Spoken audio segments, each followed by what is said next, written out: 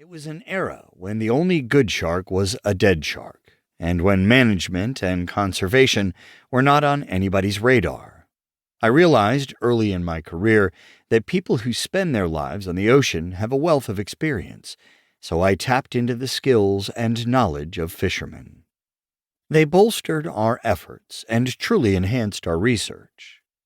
I also worked with notable scientists like Frank Mather, Frank Carey, Eugenie Clark, and others from all over the world. From these collaborations came new tools and new techniques, many of which are primitive by today's standards. We were starting almost from scratch in those days, so everything we learned about shark migrations in the Atlantic was new and exciting.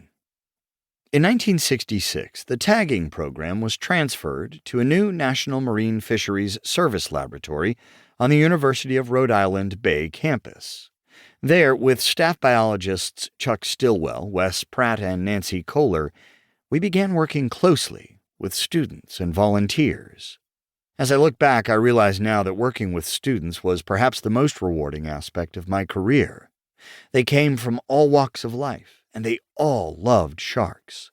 They came to volunteer, to work, and to study, and we learned as much from them as they did from us.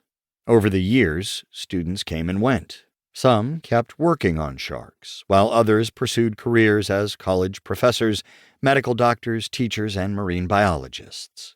Every student became part of the team, and Greg Skomal was, I am proud to say, one who went on to a successful career studying sharks.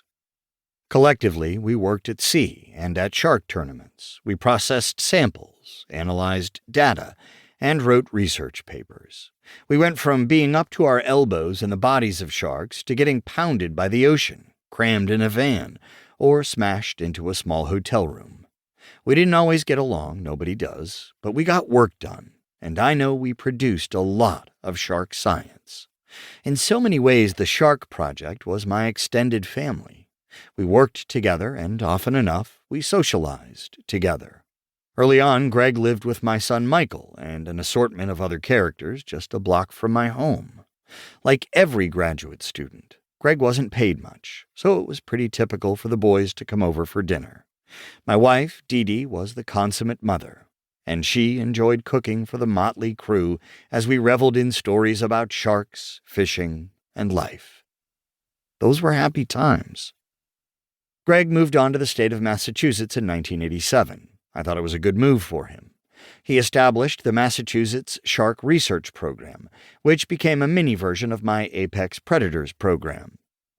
He continued to focus on life history, eventually expanding his research to physiology and ecology, all the while still working with us as a collaborator. Over the years, we kept in touch, even after I retired in 1995. To me, it never really felt like Greg left our program, and his studies have taken him well beyond what we could have imagined 60 years ago. In the U.S. and other parts of the Western world, people rarely need to worry about being injured or killed by a wild animal. To many, spiders and snakes are about the most dangerous, and in all but a few cases, unjustly so. In reality, we are far more likely to be hurt by ourselves or something we created, like cars or pollution, than anything living in our backyard. Regardless, the fear of sharks remains pervasive, particularly the so-called man-eating white sharks. When I studied white sharks, we focused on life history and distribution because shark attack was not a major concern. On a statistical scale, these attacks are still rare events, but they have increased over the last few decades, in particular along the coast of New England. What's changed? Water temperatures?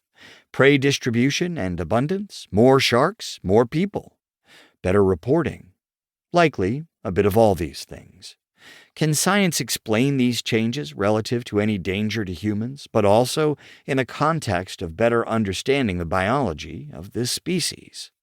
And with that understanding, will we appreciate the role white sharks play in the marine ecosystem?